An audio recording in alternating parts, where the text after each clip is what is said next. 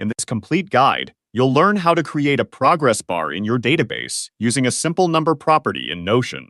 Notion is incredibly flexible, and adding a visual tracking system to your projects or goals makes it much easier to see how close you are to the finish line at a single glance.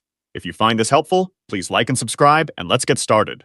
To begin, you will want to add a new property to your existing database, which you can do by clicking the plus button, located in your database column header, and selecting the number option from the drop-down menu.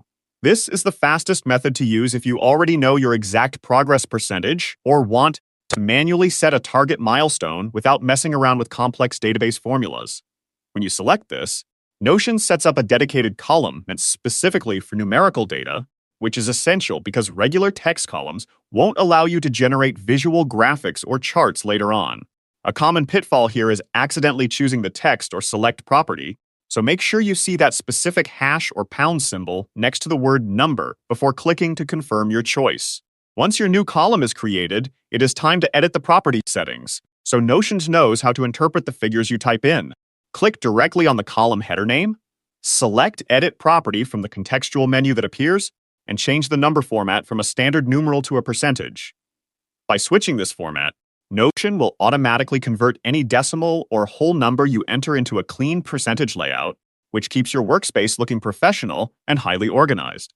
As an expert tip, remember that Notion calculates percentages based on a scale, where the number 1 represents 100%. So if you type in a 0.5, it will display beautifully as 50%. With the formatting correctly established, you can now switch the visual display to a bar or a ring to give your database that clean, aesthetic look. In that exact same settings menu where you just adjusted the format, look for the option labeled Show As, click it, and select either the bar or the ring icon based on your personal design preference. Choosing the bar option will give you a traditional horizontal loading line, while the ring option creates a circular donut chart that is perfect for minimalist setups or gallery view cards. This visual element completely transforms a boring spreadsheet into a dynamic dashboard, allowing you to instantly assess the health of your projects without reading through lines of text.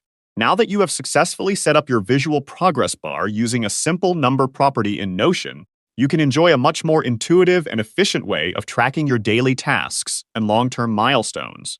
Having this visual cue in your workspace helps maintain your momentum and ensures nothing slips through the cracks as your dashboard grows.